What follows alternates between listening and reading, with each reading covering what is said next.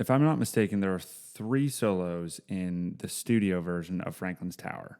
There's the intro solo and there's 2 other solos. In this, I'm going to show you how to play the intro solo and that last solo. I think it's the last one. To just sort of set everything. The chord progression is A to G to D, back to G. Now, as I go through both of these solos, you're going to see very, very clearly triads for the A, the G, and the D chord, or how Jerry moves around the A major scale, right? It's technically, it's the D major scale. It's the A mixolydian. So that means playing the 7th note in A major just flattened, which ultimately makes it the key of D major, but sort of orienting everything around that A. So it would look a little bit more like this for the G shape, for example. Flat 7, flat 7. You can refer to the mixolydian lesson if that doesn't make sense. But yeah, so A mixolydian, chord progression, A, G, D, G.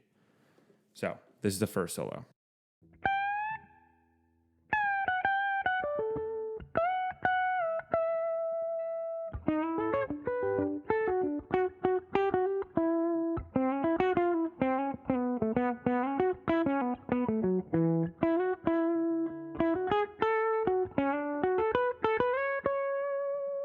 So this is the first line.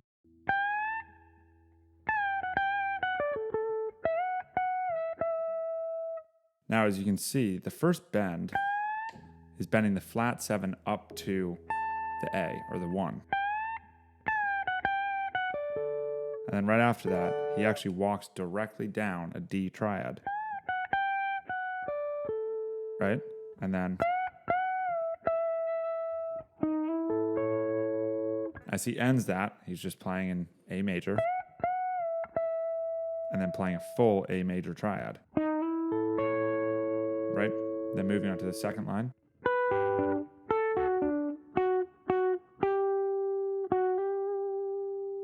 Here, he's playing a G triad, a D triad, right? So going through all of the chords and just playing the triads one note at a time. And landing on that 5th note in the key of A. Now, that 5th note in the key of A starts the 3rd line. So up to this point, he's really just sort of played up in this like G-shaped A major or A mixolydian, moved down to this section by playing each of the triads one note at a time. This is the start of the 3rd line. Now, this is just a cool phrase that you can use. It's got chromatics. It comes from this C shape of the A major scale. Right? I use that all the time, whether I be playing like Brown-Eyed Women in the key of E. Right? Or if I wanted to do it in the key of G. Right? It's just a cool little chromatic phrase that you can pull out whenever. Starting the 4th line.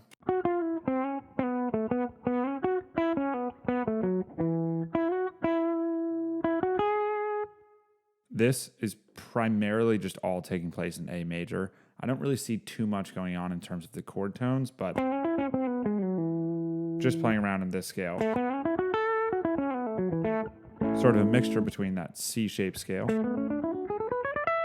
and the D-shaped scale. But mixolydian, of course, so using that flat 7.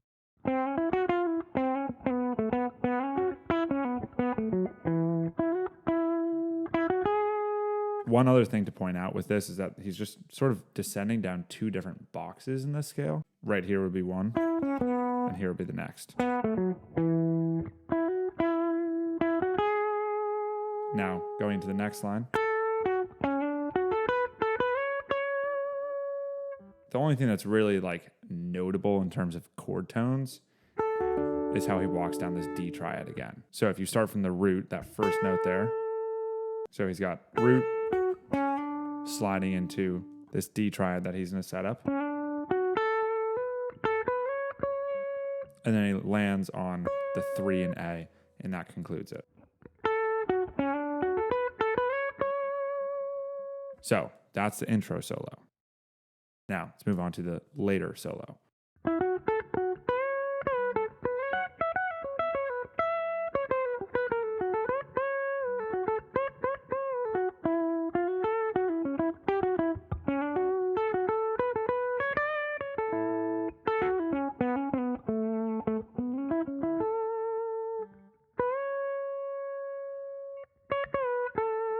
So the first line of this is kind of just like a pickup, jump right into this C-shaped A major scale.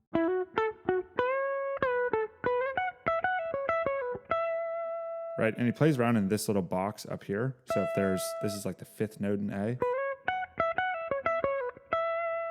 I sort of see this box as coming directly from this scale.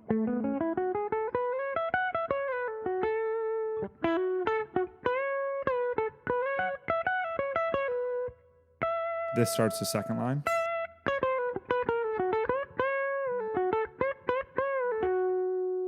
So just to sort of mention one thing here on the chromatics, because I think that's pretty obvious.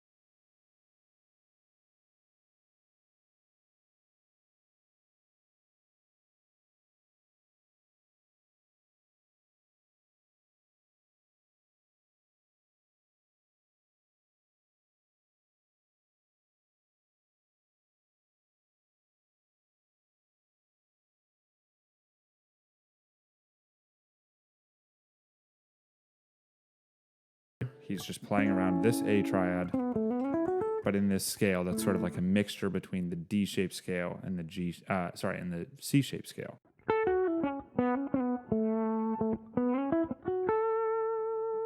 And then to end it, he's just doing this bend on the 12th fret up to the 3rd in A.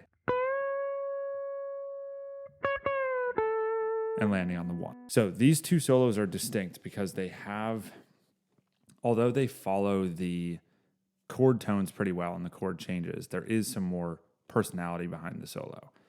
But I think the most important thing with this is learning the phrases, seeing how they connect to, for example, like the G chord when that mixolydian needs to come in, but also sort of getting a sense for the rhythm of this. The rhythmic feel is, in my opinion, pretty indicative of Jerry's playing. It's, sort of like the bouncy rhythm coming in and out of these phrases that I think if you copied or just practiced quite a bit, you would start to sort of develop that feel as well.